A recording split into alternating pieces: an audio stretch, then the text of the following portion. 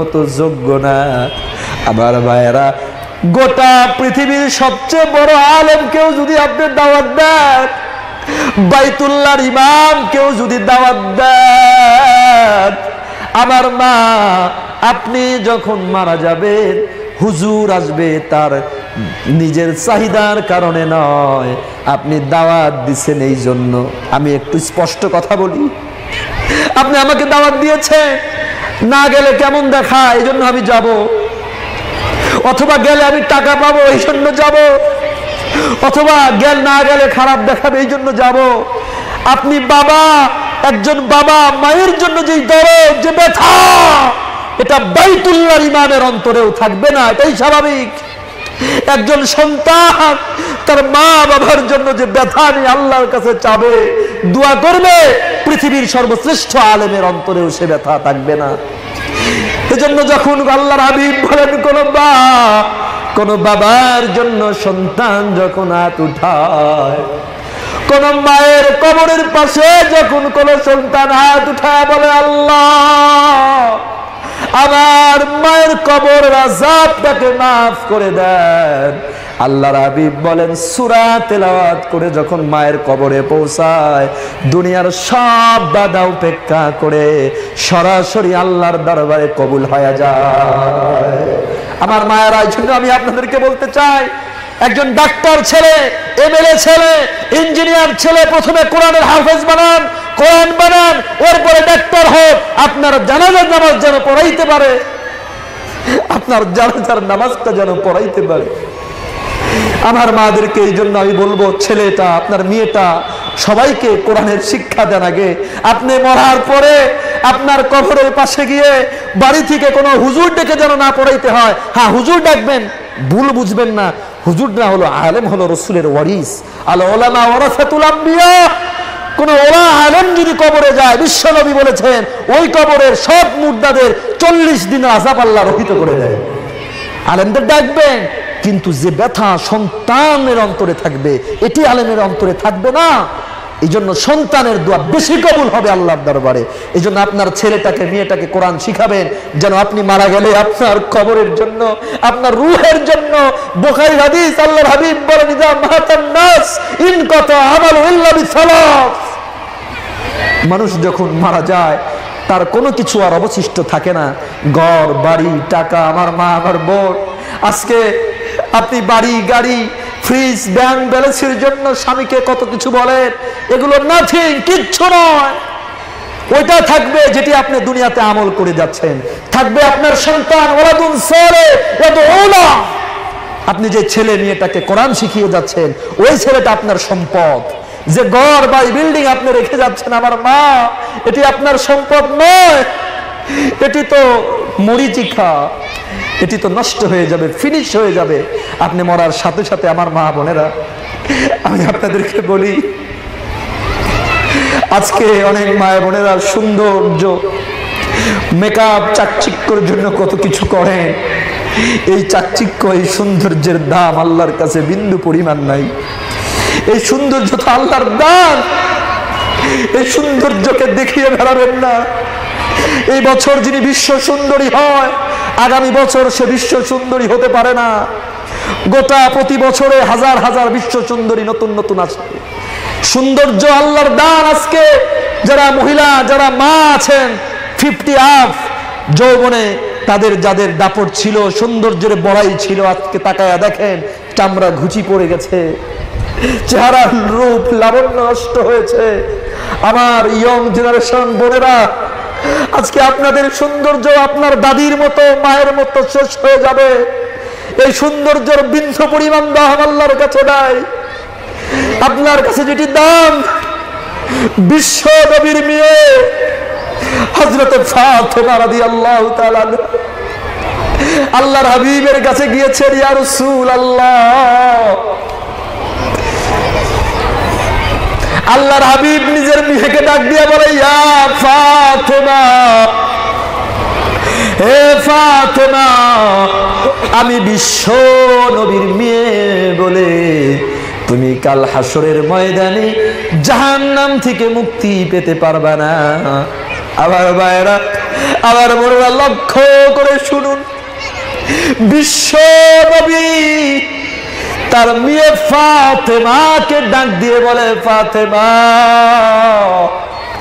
তুমি হযরতে আলীর স্ত্রী বলে জাহান্নাম থেকে বাঁচতে পারবে না, হাসান হোসাইনের মা বলে জাহান্নাম থেকে বাঁচতে পারবে না। ওরে ফাতেমা আনকিজি নাফসাকি মিনান নার। আল্লাহ রাসূল তার মেয়েকে বলে, ফাতেমা আনকিজি নাফসাকি মিনান নার। ওরে ফাতেমা নিজের আমল দিয়া জাহান্নামের আগুন থেকে নিজেকে বাঁচাও।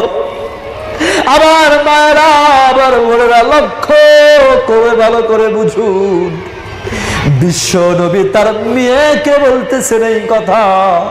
আমাদের অবস্থাটা কি হতে পারে? আপনার স্বামীর অর্থ আছে, টাকা আছে, বাড়ি আছে, গাড়ি আছে, আপনার আমার মা বিশ্ব নবীর মেয়ে যদি বাঁচতে না পারে, আপনি আমি আমল ছাড়া, নামাজ ছাড়া, ইবাদত ছাড়া জান্নাতে যাইতে পারবো না। আবার মায়ের জন্য বলি, এই ওয়াজ নসিহত নাথিং, কিচ্ছু নয়। যদি পরিবর্তন না করেন আপনারা নিজেদেরকে, অনেকগুলো জরুরি কথা বললাম, নিজেরা নিজেদেরকে পরিবর্তন করেন, আপনি জান্নাতে যাবেন না জাহান্নামে যাবেন। Research yourself. আমার মায়েরা, justify your mind, research yourself. কারো দিকে তাকানো দরকার নাই, আপনি নিজের দিকে একটু তাকান, নিজের মনের দিকে গভীরভাবে তাকান যে আল্লাহ তাআলা আপনাকে 60 বছর জিন্দেগি দিয়েছেন, 50 বছর জিন্দেগি দিয়েছেন, 40 বছর জিন্দেগি দিয়েছেন। এই 40 বছরে আল্লাহর জন্য কতটুকু করেছেন আর দুনিয়ার জন্য কতটুকু করেছেন? আপনার ছেলের জন্য, মেয়ের জন্য, স্বামীর জন্য কতটুকু করেন? আল্লাহর জন্য কতটুকু করেন? কোনো ওয়াজের দরকার হবে না, নিজেকে জাস্টিফাই করেন, বিচারের আদালতে নিজেকে দাঁড় করান, নিজের ভিতর থেকে উত্তর বের হয়ে আসবে, আপনি জান্নাতি হবেন না জাহান্নামী হবে। আবার মারা পরিবর্তন করেন। আজকে আলোচনার সামারাইজ 12টা, কোন একটা তো অনেক দেরি, 12টা 12:15, হ্যাঁ আমার মায়েরা, আমি হাতে ধরে ধরে এবার আপনাদেরকে কয়েকটি কথা বলি, হাতে ধরে ধরে কয়েকটি কথা বলি। এই কথাগুলো যদি মানেন, আমি আজকে কোরআনের এই প্যান্ডেল থেকে আপনাদের চ্যালেঞ্জ, ওয়াদা, কোরআন হাতে নিয়ে বলছি, শুধু আপনি নয়, আপনার ফ্যামিলি, গোটা এই সমাজটাকে আল্লাহ রহমত আর বরকত দিয়ে ভরপুর করে দেবেন। আমার মায়েরা, আপনারা নিজেদেরকে একটু বলুন তো, আপনারা কি চান? ছোট্টবেলা থেকে নিয়ে আমরা রেস, দৌড়ের মধ্যে আছি, প্রতিযোগিতার মধ্যে আছি। জ্ঞান হওয়ার পর থেকে আমার মায়েরা, আমার বোনেরা, প্রতিযোগিতা শুরু হয়েছে। এটা করতে হবে, এটা কিনতে হবে, এটা লাগবে, এটা লাগবে, এই করতে হবে, সেই করতে হবে। আসলে আপনার লাইফের টার্গেটটা কি, মিশন কি, এইম কি, কি চান আপনি? What do you want, what do you hope? আপনার আশাটা কি? একটাবার কি নিজের সাথে কখনো চিন্তা করেছেন? গভীরভাবে, একাকিত্বভাবে কখনো কি চিন্তা করেছেন আসলে আমার চাওয়াটা কি? আমি কি চাই? এই দুনিয়াটাতে আমাকে আল্লাহ কেন পাঠালেন? এটি শুধু মহিলা নয়, গোটা পৃথিবীর আমরা পুরুষ সবারই নিজেরা কখনো নিজেদের সাথে চিন্তাও করি না। আমি যে দৌড়াচ্ছি, বছরের পর বছর চলে যাচ্ছে, আমার এই লাইফের টার্গেটটা কি, মিশনটা কি, আমার ইচ্ছেটা কি, আমার উদ্দেশ্যটা কি? এই জিনিসটা আজকে ক্লিয়ার নয়। এই জন্য যত সম্পদই হয়, আমাদের অভাব শেষ হয় না। যত ফার্নিচারই ঘরে হয়, আরো নতুন লাগবে, অভাব শেষ হয় না। আগে ছিল চেয়ার, কাঠের চেয়ার, এখন দামি সোফা সেট রুমে, এরপরেও এবার আরো নতুন লাগবে, আরো আপডেট লাগবে। আহা আমার মায়েরা, আমার বোনেরা, আপনারা নিজেরাই নিজেদের সাথে কম্পেয়ার করলে দেখবেন 500 টাকা 200 টাকা আজ থেকে 20-30 বছর আগে মানুষ 200 টাকার জামা কেনার মতো অবস্থা মানুষের সাধারণত ছিল না। আজকে আল্লাহ কত নিয়ামত দিয়েছে, কত সম্পদ দিয়েছে। মা বোনরা, আপনাদের এই পয়েন্টটা একটু মনে রাখেন। আমরা মানুষ বড় অকৃতজ্ঞ আসলে। আল্লাহ নিজে বলে ইন্নাল ইনসানা লিরাব্বিহি লাকানুত। আল্লাহ বলে মানুষ বড় অকৃতজ্ঞ। আমার মা বোন, বিশেষ করে নারীদের ভিতরে একটি স্বভাব আছে, আমরা তৃপ্ত হতে চাই না। রাগ করবেন না আমার মায়েরা, আপনাদেরকে খুব মনোযোগ দিয়ে বুঝেন যে আল্লাহ সুবহানাহু ওয়া তাআলা कितना कुछ दिया हमको, कितना कुछ दिया। मैंने गौर किया, हमने जिस्म में अल्लाह करोड़ों रुपया की कितनी बल्ब, लाखों रुपया की आंख, विदाउट एनी डिमांड, কোনো চাওয়া পাওয়া ছাড়া আল্লাহ আপনাদেরকে কি না কি দিয়েছে। জানুস নামে এক ব্যক্তি ছিল যার কোটি কোটি টাকা ছিল। আমার মা বোনেরা, বাড়ি গাড়ি কোনো কিছুর অভাব ছিল না, কিন্তু তার একটি রোগ দেখা দিয়েছিল। চোখের যে পাতা, এই পাতাটি সে নাড়াইতে পারতো না। আমাদের চোখের পাতাগুলো আল্লাহ অটো করে দিয়েছেন, অটো। যখন ঘুমাবেন চোখের পাতাটি লেগে যায়। আমার মায়া, যখন আপনি ধুলাবালি আসতে নেয় অটো চোখের পাতাটা লেগে যায়। ওই ব্যক্তির চোখের পাতাটা লাগতো না, বন্ধ হতো না।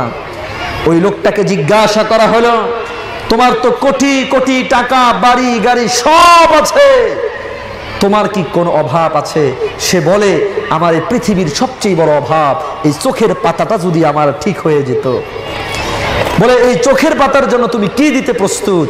সে বলেছিল, গোটা পৃথিবীর সব সম্পদ আমাকে যদি দেওয়া হয়, আর যদি বলা হয় চোখের পাতাটার এই অসুস্থতা তোমাকে ফিরে দেওয়া হবে, সব দিব, আমি সব দিতে রাজি আছি। আমার মায়েরা, আপনি ছোট্ট একটি ফার্নিচার, সোফা, একটি ড্রেসিং টেবিল, একটি খাট, একটি শাড়ি, একটি ছোট্ট আলমারির জন্য আল্লাহর অকৃতজ্ঞ হবেন না। আল্লাহ কি আপনাকে দিয়েছে লক্ষ্য করুন। আপনার বডির ভিতরে এই যে কিডনি, আমার এক ভাই কিছুদিন আগে কিডনি চেঞ্জ করলেন, প্রায় 30 লক্ষ টাকা একটা কিডনি পরিবর্তন করেছে। দুটি কিডনির দাম, সুস্থ দুটি কিডনির দাম 1 কোটি টাকারও বেশি আছে। এরকম 1 কোটি টাকার কিডনি আল্লাহ আপনার ভিতরে দিয়ে রেখেছে। কি চোখ, কি নাক, কি কান, কি সৌন্দর্য আল্লাহ আপনাকে দিয়েছে। আমার মা বোনেরা, আজকে আপনাকে ঘরের ভিতরে, বাড়ির ভিতরে আল্লাহ কত সৌন্দর্য, সুস্থতা দিয়েছে। এরপরেও যদি 1 মাসে একটু বেতন কম হয়, ব্যবসা খারাপ হয়, আপনি অসহ্য হয়ে যান না, অসহ্য হবেন না।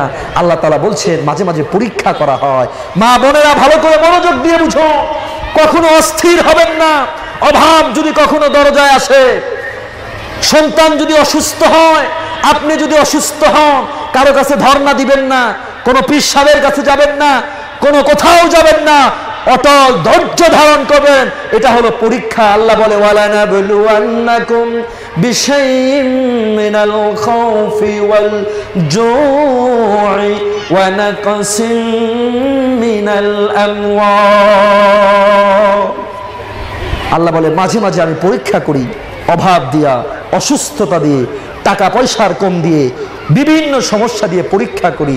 আমার মা বোনেরা, কখনো পরীক্ষায় ফেল হবেন না, শুকরিয়া জ্ঞাপন করবেন, অকৃতজ্ঞ হবেন না, শুকরিয়া জ্ঞাপন করবেন। আল্লাহ বলে, লাযিদান্নাকুম,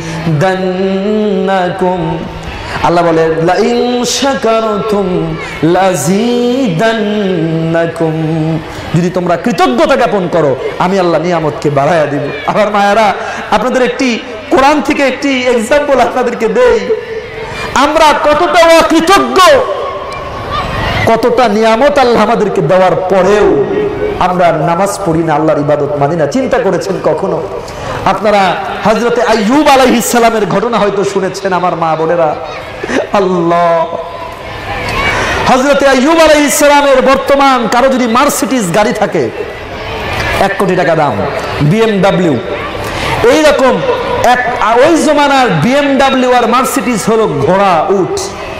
হযরতে আইয়ুব আলাইহিস সালামের একটি নয়, তাফসীরে এবং বিদায়া ওয়ান নিহায়া কিতাবে বলা হচ্ছে হাজার হাজার ঘোড়া ছিল, উট ছিল, অসংখ্য অনেক ছেলে মেয়ে ছিল। ওই সময় তো স্ত্রী রাখা যেত, অনেক অনেক স্ত্রী ছিল। আমার মা বোনেরা খুব ভালো করে বুঝেন, হযরতে আইয়ুব আলাইহিস সালামকে আল্লাহ পরীক্ষা করা শুরু করে দিলেন। হযরতে আইয়ুবকে আল্লাহ পরীক্ষা কেমনে করলেন? তার যত সম্পদ ছিল আল্লাহ তাআলা সবগুলো নষ্ট করে দিলেন, উট আর ঘোড়াগুলো সব মরে গেল। আমার মায়েরা বোনেরা, হযরতে আইয়ুব আলাইহিস সালামের ছেলে মেয়ে সবাই একজন একজন করে করে মারা গেল। হযরতে আইয়ুব একটা বারের জন্য আল্লাহকে কোনো ব্লেম করলেন না। আমার মায়েরা, হযরতে আইয়ুবের শরীরের ভিতরে এবার রোগ দেখা দিল, ফসরা, চুলকানি, অ্যালার্জি জাতীয় ঘা ওঠা শুরু হলো। আমার মায়েরা, হযরতে আইয়ুবের মাথা থেকে পা পর্যন্ত ঘায় এমন ঘা হলো, শরীরের ভিতরে পোকা ওঠা শুরু হয়ে গেল। হযরতে আইয়ুবের শরীর দিয়ে দুর্গন্ধ বের হলো। এলাকার মানুষজন আইয়ুবকে ধরে জঙ্গলের ভিতরে রেখে আসলো, বলে তোমাকে এখানে রাখা যাবে না। তার সব বিবি চলে গেল, শুধু রহিমা বিবি তার সাথে ছিলেন। আমার মায়েরা, হযরতে আইয়ুবের মাথা থেকে পা পর্যন্ত শরীরের ভিতরে পোকা, বডির ভিতরে, মাংসের ভিতরে পোকাগুলো মাংস খেয়ে খেয়ে বড় হতো। বিদায়া ওয়ান নিহায়ার ভিতরে বলা হয় এই পোকাগুলো মাটির ভিতরে যখন পড়ে যেত, হযরতে আইয়ুব পোকাটা উঠায়া বডির ভিতরে দিতেন যে আল্লাহ সৃষ্টি করেছে, কেন চলে যা। আমার মায়েরা, মাথা থেকে পা পর্যন্ত শরীরের ভিতরে পোকা, টাকা নাই, পয়সা নাই, কিচ্ছু নাই, কিন্তু তার জিহ্বাটা সুস্থ। এই জিহ্বাটা দিয়া 24টা ঘন্টা হযরতে আইয়ুব আল্লাহ পাকের জিকিরের ভিতরে মত্ত থাকতে। আমার মায়েরা, হযরতে আইয়ুবের ঠোঁটের ভিতর থেকে পোকা যখন জিহ্বায় আসা শুরু হলো, এইবার হযরতে আইয়ুব আল্লাহকে গালি দিলেন না।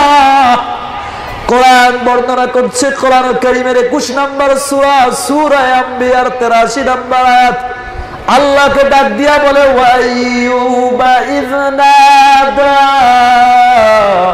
রাব্বাহু আন্নী মাসানিয়াল দুররু ওয়া আনতা আরহামুর রাহিমিন।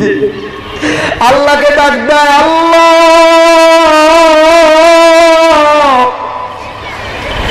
আমার মায়েরা, ডাক দেওয়ার ধরনটা বোঝেন। আল্লাহকে বলেন, আল্লাহ তো কেন দিলেন? যখন জিহ্বার ভিতরে পোকা আসা শুরু হয়েছে, আল্লাহকে ডাক দিয়ে বলে, আল্লাহ, গোটা বডির ভিতরে সুস্থ পোকা দিয়েছিলা, জিহ্বাটা সুস্থ ছিল, তোমার জিকির করতে পারতাম। আজকে জিহ্বার ভিতরে পোকা ওঠা শুরু হয়েছে, জিকির কেমনে করব? আল্লাহ, আমি সমস্যায়, তুমি তো দয়াময়। আর কিচ্ছু বলেন নাই। আমার মায়েরা, কোন বান্দা, কোন আল্লাহর বান্দি যখন আল্লাহর উপরে ভরসা করে, বিপদে মুসিবতে ধৈর্য ধারণ করে, আর নীরবে চোখের পানি ফালায়া আল্লাহকে ডাক দেয়, আল্লাহ সাথে সাথে বললেন ফাস্তাজাবনা লাহু ফাকাশাফনা মা বিহি মিন দুর। আল্লাহ বলে, আইয়ুব যখন আমি আল্লাহকে ডাক দিল, সাথে সাথে আমি আল্লাহ আইয়ুবের সব সমস্যাগুলো বিদূরিত করে আগের চেয়ে বেশি দান করে দিলাম। কেমনে দিলেন সেটা পরে বলি, আগে বলি আমার মা, একটু বিপদে ধৈর্য হারা হবেন না, মাদের অটল হতে হবে। যারা মা বোন এরা হলো ফ্যামিলির স্তম্ভ। স্বামী যদি মুসিবতে থাকে, বিপদে থাকে, সন্তান যদি মুসিবতে থাকে, মাকে ভেঙে পড়া যাবে না, ধৈর্য ধারণ করতে হবে। টাকা পয়সা অসুস্থতা সব প্রতিকূলতার মধ্যে আপনাকে অটল থাকতে হবে, আল্লাহর উপরে ভরসা করতে হবে, আল্লাহকে ডাক দিতে হবে। যদি পারেন, আল্লাহ তাআলা বলেছেন অন্য আয়াতে সূরা ইউনূসের ঘটনায়, ওয়াকাযালিকা নুনজিল মুমিনিন, আল্লাহ বলে কোন বান্দা যদি আমি আল্লাহকে ডাক দেয় মুসিবতে পড়ে, আমি আল্লাহ তার ডাকে সাড়া দিয়ে দেব। সুবহানাল্লাহ। হযরত আইয়ুবকে কেমনে সাড়া দিলেন? বিপদে ধৈর্য ধারণ করেছেন। ভালো করে মনে রাখবেন, আল্লাহ বলে ইন্না মাল উসরি ইউসরা। কোরআনের কথা 100% সত্য। আপনি যদি আজকে মুসিবতে থাকেন, অর্থনৈতিক ধৈর্য ধারণ যদি করেন, শারীরিক সব ব্যাপারে আল্লাহ বলেছে এখন কষ্ট, ধৈর্য ধারণ করো। ইন্না মাল উসরি ইউসরা, কষ্টের পরে সহজ আসবে, অভাবের পরে আল্লাহ তাআলা সচ্ছলতা দিবে। কিন্তু ধৈর্য ধারণ করতে হবে, ঈমানের পথে থাকতে হবে, অটল থাকতে হবে, আল্লাহকে ডাকতে হবে। আমার মা বোনেরা, হযরত আইয়ুব যখন ধৈর্য ধারণ করে আল্লাহকে ডাক দিলেন, আল্লাহর সাথে সাথে কি বলেন? আল্লাহ বলে আইয়ুব ওয়ারকুব বিরিজলি, ও আইয়ুব, আমার মায়েরা আইয়ুব আলাইহিস সালাম জঙ্গলের ভিতরে হাঁটতেছেন। জঙ্গলের ভিতরে আল্লাহ অর্ডার করলেন উরকুব বিরিজলিক, হে আইয়ুব তোমার পা দিয়া মাটির ভিতরে আঘাত করো। কোরআন বর্ণনা করছে তাফসীরে কুরতুবীর ভিতরে ইমাম কুরতুবী বলেন হযরত আইয়ুব পা দিয়া মাটিতে আঘাত করার সাথে সাথে মাটিটা ফেটে মাটির ভিতর দিয়া জান্নাতের ঝর্ণা বের হওয়া শুরু হয়ে গেছে। হযরত আইয়ুব ওই ঝর্ণা থেকে পানি পান করলেন, হযরত আইয়ুব গোসল করলেন। তাফসীরে কুরতুবী ইমাম কুরতুবী বলেন আইয়ুব আলাইহিস সালাম আগে যত সুন্দর ছিলেন তার চেয়ে হাযা মাউন মুগতাসিলুন ওয়া বারিদ, আল্লাহ বলেন ওই পানি দিয়া গোসল করার সাথে সাথে আল্লাহ হযরত আইয়ুবকে আগের চেয়ে 1000 গুণ সৌন্দর্যতা দিয়ে দিলেন। এবং শুধু তাই নয়, আল্লাহ বলে ওয়া আতাইনাহু আহলাহু ওয়া মিসলাহুম মাআহুম, হ্যাঁ আমি আইয়ুবকে আগে যত সম্পদ ছিল তার চেয়ে আরো 1000 গুণ বাড়ায়া আইয়ুবকে আমি সন্তান সন্ততি দিয়া দিলাম। হাতের ভিতরে গম ছিল, তাফসীরে কাবীরে বলা হয় গম আর জব ছিল। আল্লাহ ওই গম আর জবগুলোকে স্বর্ণ আর রূপার দানাতে আল্লাহ পরিণত করে দিয়েছেন। সুবহানাল্লাহ। আমার মা বোনেরা, যে কথাটি এখানে লক্ষণীয়, যে কথাটি ইম্পর্টেন্ট, সেটি হলো বিপদে ধৈর্য ধারণ করে আল্লাহকে ডাকবেন। ইনশাআল্লাহ ইনশাআল্লাহ আমি আজকে কোরআন থেকে আপনাদেরকে বলছি, সব মুসিবত আল্লাহ দূর করে আল্লাহ তাআলা নিয়ামত দিয়ে দিবেন। আমার মায়েরা, কিভাবে অধৈর্য হবেন? আল্লাহকে অনেক সময় আমরা দেখবেন আপনার ছোট ছেলেটা বয়স 10 বছর, এই 10 বছরের ভিতরে সারাটা জীবন 9 বছর 10 বছর সুস্থ, একবার যদি অসুস্থ হয়ে হসপিটালে যায় আপনি বলা বলি শুরু করেন, আল্লাহ কি কাউরে চোখে দেখে না, খালি আমার ছেলেটাকেই দেখে। আপনি যদি একটু অসুস্থ হয়ে যান, আল্লাহ শুধু বলা শুরু করেন, আল্লাহ কি কারো চোখে দেখে না, খালি আমারই দেখে। সাবধান, এমন কোন শব্দ জবান দিয়ে উচ্চারণ করবেন না। এক কবি বড় সুন্দর করে বলেন, আল্লাহ ফালা তাইয়াস ইযা আসারতা ইয়াওমান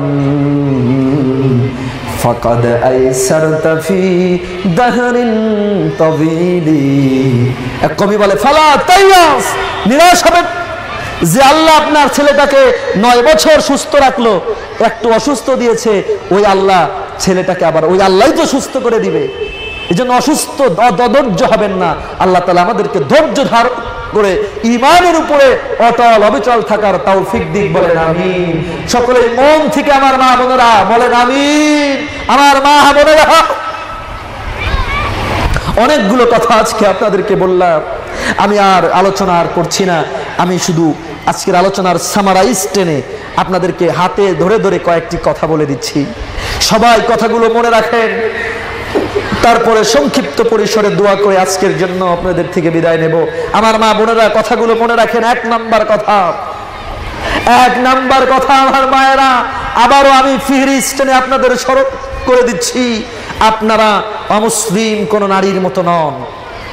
আপনারা এ বিশ্বের অন্য অন্য মানুষের মতো নন। অন্য অন্য মানুষের দুনিয়াটাই শেষ, দুনিয়ার পরে আর কিছু নেই, আল্লাহর কথা। কিন্তু আপনাদের জন্য আল্লাহ রেখেছেন জান্নাত। আমার মা বোনেরা, আল্লাহ বলে লাস্তুন্না কাহাদিম মিনান নিসা, আপনারা অন্যদের মতো নন। সুতরাং এক নাম্বার আজকের আপনাদের জন্য কথা, আপনারা আজকের থেকে নিয়ে পাশ্চাত্যের সভ্যতার ধাঁচে নিজেদেরকে আধুনিক সাজাতে গিয়ে বেপরদায় চলবেন না। এমন কোনো পোশাক পরবেন না যে পোশাক পরলে দৃষ্টিকটু দেখা যায়, যে পোশাক পরলে পুরুষদের আপনাদেরকে দেখে ব্যাড কমেন্ট করতে বাধ্য হয়। এমন কোন খারাপ পোশাক আপনারা পরবেন না, পর্দায় থাকবেন, এক নাম্বার কথা। দুই নাম্বার কথা, আমার মা বোনেরা কথাগুলো মনে রাখবেন। দুই নাম্বার কথা, স্বামীদের সাথে ভালো আচরণ করবেন। যে কথাগুলো আমি বলেছি স্বামীদেরকেও আমি বলে দিব, এবং এটা আপনাদের দায়িত্ব। কোন স্বামী আপনাদের সাথে খারাপ আচরণ করতে পারবে না, ইসলাম এটা শিখায়। কোন স্বামী কোন স্ত্রীর সাথে ধমকিয়ে রাঙ্কিয়ে চোখ রাঙ্গিয়ে কথা বলার পারমিশন দেওয়া হয় না। সভ্যতা, ভদ্রতা, মোহাব্বত, ভালোবাসার সম্পর্ক হতে হবে। দুই নাম্বার যে কথা সেটি হলো, আপনারাও যে কথাগুলো বলেছিলাম স্বামী, বাবা, মা এদের সাথে ভালো আচরণ করে রাখবেন। তিন নাম্বার কথা, আমার মা বোনেরা ইম্পর্টেন্ট, আপনার ছেলে মেয়ে আপনারা নিজেরা ইসলামিক শিক্ষা ধারণ করবেন, ইসলামিক সভ্যতা লালন করবেন। ছেলেটাকে ইসলামের শিক্ষা দিবেন, মেয়েটাকে ইসলামের শিক্ষা দিবেন, ইসলামের কালচার শিখাবেন, প্রাথমিক পর্যায়ে কোরআন শিখাবেন, হাফেজ বানাবেন, এরপরে যা খুশি বানাবেন। আপনারা জানাতে যেন পড়াইতে পারে শতটুকু যোগ্য করে গড়ে তুলবেন। সুন্দর নাম রাখবেন, অনইসলামিক নাম রাখবেন না। এটি হলো তিন নাম্বার কথা। চার নাম্বার, আমার মা বোনেরা আমার সাথে ওয়াদা আজকেরা মনে মনে করেন, আজকে থেকে যাওয়ার পরে এই মাহফিল থেকে, আজকের জহর নামাজ থেকে যত মা বোনেরা, যত হাজার হাজার মা বোনেরা শুনছেন, আজকের জহর নামাজ থেকে কোন মা বোনেরা নামাজ ছাড়বেন না, নামাজ ছাড়বেন। লক্ষ কোটি ওয়াজের চেয়ে এক ওয়াক্ত ফরজ নামাজ আল্লাহর কাছে কোটি গুণ দামি। চার নাম্বার কথা, এক ওয়াক্ত আপনারা ছাড়বেন না, আউয়াল ওয়াক্তে নামাজ পড়বেন।